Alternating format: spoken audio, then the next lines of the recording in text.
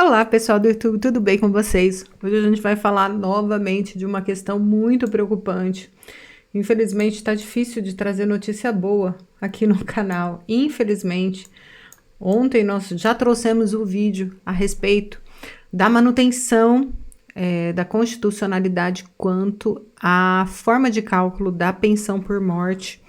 O STF julgou constitucional a forma de cálculo da pensão por morte. Hoje a gente vai falar do benefício por incapacidade, que você deve ficar de olho numa questão que pode aí estar sendo inconstitucional, que você pode estar te prejudicando quanto ao valor de benefício inferior a um salário mínimo. Existe uma previsão legal, existe um caso que o valor do benefício por incapacidade pode ser inferior a um salário mínimo, e eu não estou falando de auxílio acidente, eu estou falando de benefício por incapacidade. Antes, eu gostaria de me apresentar aos que são novos aqui no canal. Eu sou Renata Menegassi, advogada especialista em direito previdenciário. Eu estou aqui para te ajudar. 2 únicos pedidos: se inscreva aqui no canal. E eu vou te convidar para me seguir lá no Instagram. Meu usuário está aqui na tela, mas é @doutora Renata Menegassi. Vai ser um prazer ter você aqui comigo no YouTube. E lá no Instagram, te convido para me seguir lá no Instagram. Diariamente, praticamente diariamente, eu abro caixinhas de pergunta. Deixe suas dúvidas nas caixinhas de pergunta. Rapidamente, vamos ao tema do vídeo. Gosto de dar para a gente se situar, tá? Rapidinho. Auxílio por incapacidade temporária. O auxílio por incapacidade temporária é um benefício devido ao segurado que ficar incapacitado temporariamente para o seu trabalho ou para a sua atividade habitual por mais de 15 dias consecutivos, de acordo com a avaliação do perito médico federal depois de cumprida a carência, quando for o caso. Isso é auxílio por incapacidade temporária, benefício por incapacidade temporária. Forma de cálculo. São 2 fases para o cálculo do benefício por incapacidade temporária. Primeira fase é realizado o cálculo do salário-benefício e, posteriormente, aplicada a alíquota de 91%, a gente acharia a renda mensal inicial. Então, a gente procura uma média salarial sua e, sobre essa média salarial, aplica a alíquota de 91%. O benefício pode ser previdenciário ou acidentário, a alíquota é de 91%. Aí, teoricamente, antigamente, a gente achava o valor do auxílio-doença, do benefício por incapacidade temporária. O governo federal trouxe aí uma medida provisória, depois foi convertida em lei, que foi criada a regra do subteto. Regra do subteto é o valor do item acima, do item 1, não pode, o valor do item 1, que é essa média salarial e depois aplicada a alíquota de 91%, ela não pode ser superior à média aritmética simples das 12 últimas remunerações ou quantas existentes nesse período. É o artigo 29, parágrafo 10º da Lei 8.213 de 1991. Então, média aplica a alíquota de 91%, esse valor não pode ser superior à tua média salarial dos últimos 12 meses. Porque a Previdência Social não quer que você, para evitar que o desempregado, que a pessoa que tem uma média salarial muito baixa nos últimos 12 meses, queira ficar se afastando. Então, ele traz para um valor bem baixo para evitar isso, ou para evitar que o teu benefício por incapacidade seja superior ao salário que você tem, ao valor salarial. Então, por exemplo, se você sempre recebeu muito bem, e aí, do nada, você não consegue mais se recolocar no mercado de trabalho e passa a receber menos. E aí você tem uma lesão ou se machuca e afasta para a Previdência Social. E aí você está trabalhando lá, você recebe um salário mínimo, mas a tua média deu muito alta, porque você tinha melhores salários antigamente. E aí a tua média deu mais alta.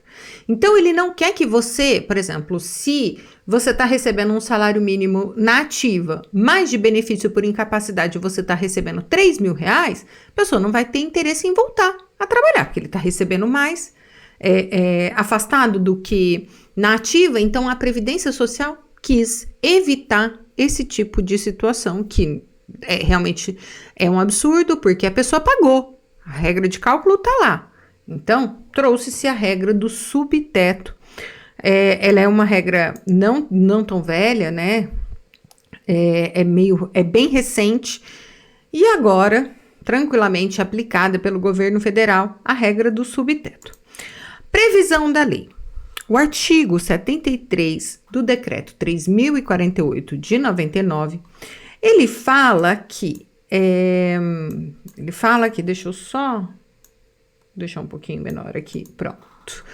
O auxílio por incapacidade temporária do segurado que exercer mais de uma atividade abrangida pela Previdência Social será devido mesmo no caso de incapacidade apenas para o exercício de uma delas, hipótese em que o segurado deverá informar a perícia médica a respeito de todas as atividades que estiver exercendo. Então, o artigo 73, ele fala do afastamento do segurado que tem mais de uma atividade laborativa que é paga, que gera contribuição para a Previdência Social. Então, por exemplo, a pessoa, ela tem um trabalho de contador, empregado, e de professor à noite, empregado. Então, são duas atividades que pode ser que ela fique incapaz para apenas uma das atividades, né? Porque você concorda comigo que não são as mesmas atividades exercidas por um contador e por um professor. Então, às vezes, a pessoa está incapaz para ser professor, porque ela não está conseguindo falar, né? Ela está com problema nas cordas vocais e consegue desenvolver a atividade de contador, se ela não precisar atender ao público, né? Alguma coisa assim. Imaginando aqui uma situação. Então, se o segurado for requerer, tiver mais de uma atividade, o auxílio por incapacidade temporária do segurado que exercer mais de uma atividade abrangida pela Previdência Social será devida mesmo no caso se a incapacidade, se houver incapacidade apenas para um exercício de uma delas. Então, é o caso. Contador, ele pode continuar a ser contador, mas ele não consegue dar aula. Nesse caso, esse contador tem que ir para a perícia e falar: olha, eu sou professor, eu sou contador, eu não consigo exercer a atividade de contador, de professor, eu só consigo exercer a atividade de contador. Então, ele está incapaz para uma atividade só. Esse é um exemplo, vários outros exemplos. Por exemplo, enfermeira que trabalha à noite como cuidador de idoso, professora que dá aula particular e aula na escola. Então, vários segurados, vários trabalhadores têm 2 empregos e não necessariamente na mesma profissão, em profissões diferentes, que determinada incapacidade só gera incapacidade para uma das atividades e não para todas as atividades. Ele vai afastar por essa atividade que ele está incapaz e não para outra que ele continua trabalhando normalmente. Foi inserido no artigo 73 o parágrafo 4º pelo decreto 10.410 de 2020, o seguinte: na hipótese prevista no parágrafo 1º, o valor do auxílio por incapacidade temporária poderá ser inferior ao salário mínimo, desde que, se somado às demais remunerações recebidas, resulte em valor superior ao salário mínimo. Então, digamos que esse contador e professor vai lá se afastar para a atividade de professor e não vai se afastar para a atividade de contador. Então, no afastamento da atividade de professor, esse valor de salário ele pode ser inferior a um salário mínimo, mesmo a Constituição falando que o benefício que substitui salário não pode ter valor inferior a um salário mínimo. Está lá na Constituição. E o decreto 10.410 trouxe para a lei, falando para o decreto 3.048, falando: pode sim. Se ele tiver 2 atividades e para essa atividade ele está incapaz, para essa ele não está incapaz. Mas se a gente somar os salários aqui e der um salário mínimo, nessa daqui ele pode receber menos que um salário mínimo, sim. Isso é um absurdo, isso é claramente e evidentemente contra a Constituição Federal. A afronta ao texto constitucional parece clara, pois o artigo 201, parágrafo 2º da Carta Maior da Constituição Federal define que nenhum benefício que substitua salário de contribuição ou o recebimento do trabalho do segurado terá valor mensal inferior a um salário mínimo. Está lá na Constituição falando isso. No 201, no parágrafo 2º. Então, essa alteração legislativa fere a Constituição Federal e prejudica o segurado que exerce duas atividades e fica incapacitado apenas para uma dessas atividades.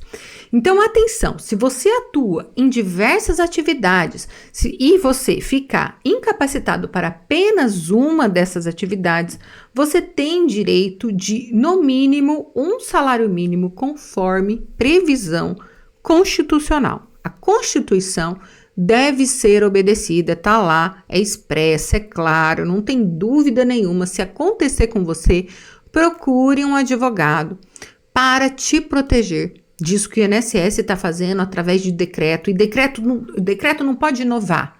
Decreto não pode trazer coisa da cabeça dele. Decreto tem que pegar a lei e aplicar a lei. Decreto ele faz isso, ele não inova nada. Ele não pode trazer coisas diferentes do que a lei prevê, ainda mais contra a Constituição. Então, se acontecer com você, procure um advogado especialista. O vídeo era sobre isso. Novamente, eu vou te convidar para me seguir lá no Instagram, no @doutora Renata Menegassi. Existe um link na descrição do vídeo para agendamento de consulta. Se você precisar, é só clicar no link azul que você fala com os meus colaboradores. Me segue lá no Instagram, no @doutora Renata Menegassi. Eu agradeço demais você ter ficado comigo nesse vídeo até o final. Eu espero te ver no próximo vídeo nos comentários e lá no Instagram.